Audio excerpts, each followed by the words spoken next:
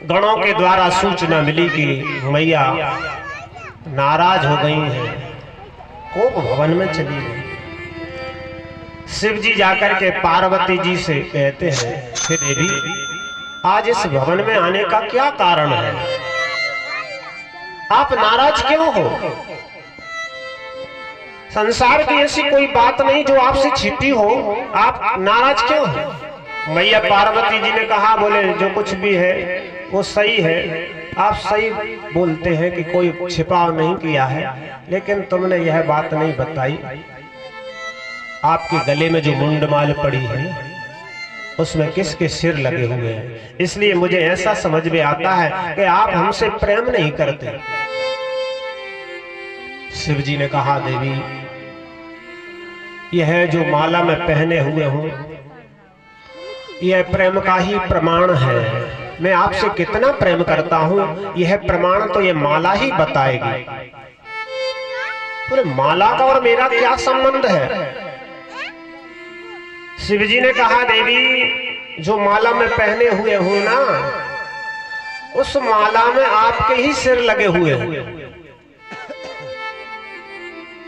पार्वती जी ने कहा, हमारा सिर तो हमारे धड़ पर लगा हुआ है, ये सिर कहां से आ गए?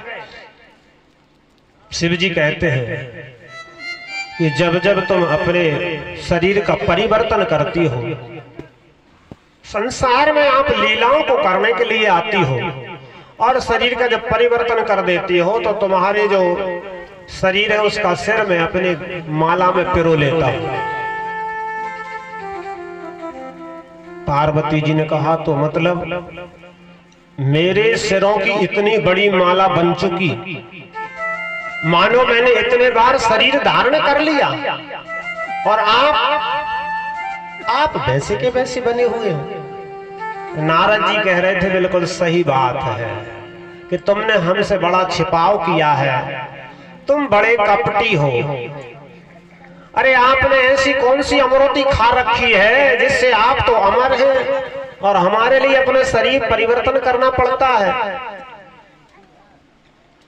शिव जी ने कहा, देवी, और कुछ नहीं, मैं भगवान के नाम को जाप करता हूं, मैं अमर कथा को जानता हूं। पार्वती जी ने हठ किया कि वो अमर कथा हमें भी सुनाओ, वह कथा मैं भी सुनूंगी। देखो, हठ भी यदि किया जाए, पति पत्नी दोनों यदि बैठे हैं और देवी कभी नाराज हो जाएं, हठ करें, तो कौन सी बात की कि भगवान की कथा हमें सुनाओ।